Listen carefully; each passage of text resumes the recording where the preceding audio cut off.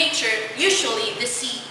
In this context, poor waste treatment and high population growth, water population is a growing problem for the country's groundwater, rivers, lakes, and coastal areas.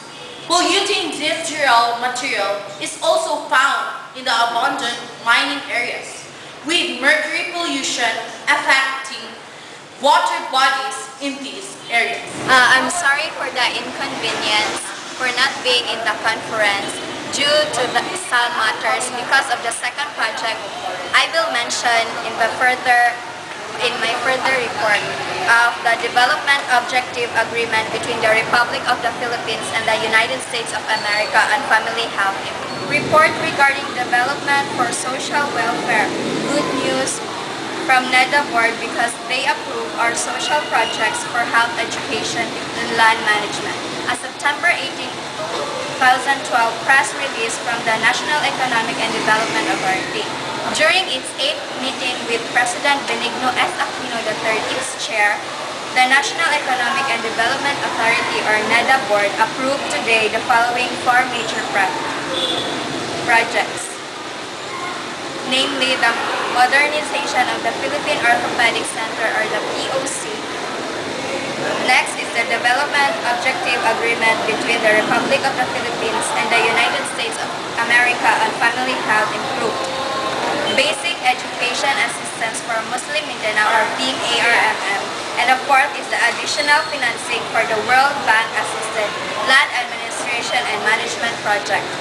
The first one, which is the modernization of the Philippine Orthopedic Center, involves the construction of a 700-bed capacity super specialty tertiary orthopedic hospital within the National Kidney and Transplant Institute complex along East Avenue, Quezon City.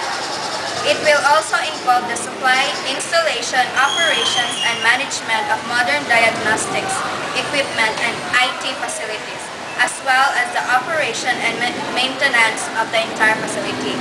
This will cost 5.69 billion. The second, which is the Development Objective Agreement between the Republic of the Philippines and the United States of America on Family Health Improved, involves a new health strategy that will focus on 3 component areas in the health sector where the United States Agency for International Development or USAID had demonstrated successful investments and comparative advantage.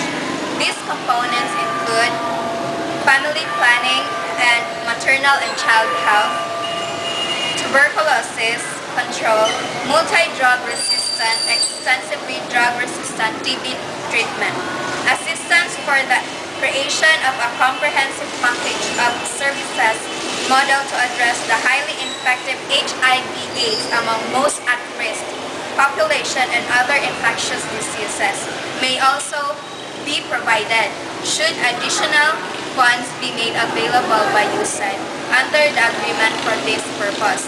This will cost 8.94 billion. The third one is the Basic Education Assistance for Muslim Mindanao. Involves the improvement of basic education in the autonomous region in Muslim Mindanao through engagements of key activities in different areas such as infrastructure, health and sanitation, technical, vocational training, and access to education.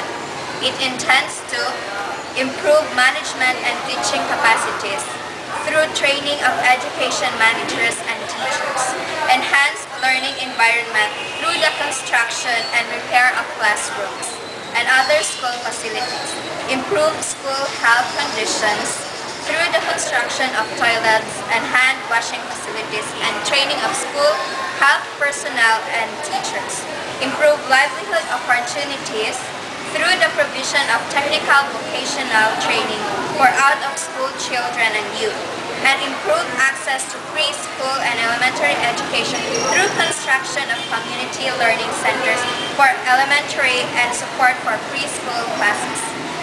Again, this will cost 3.93 billion pesos. And lastly, the additional financing for the World Bank Assisted Land Administration and Management Project or LAM2 provides additional funding for the LAM2 in establishing a land information system and improving land tenure security in the country. It will develop an efficient system of land tilting and administration that will foster development of efficient land markets in rural and urban areas.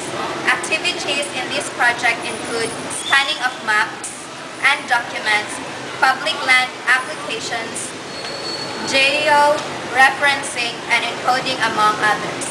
The budget for this will cost 2.68 billion. The NEDA board is the country's highest development planning and policy coordinating body. It is chaired by President Aquino, vice-chaired by Socio-Economic Planning Secretary Arsenio M. Balisacan, and comprised of various cabinet secretaries. The President of the Union of Local Authorities of the Philippines, the Governor of the Autonomous Region in Muslim Mindanao, and the Deputy Governor of the Bangko Sentral.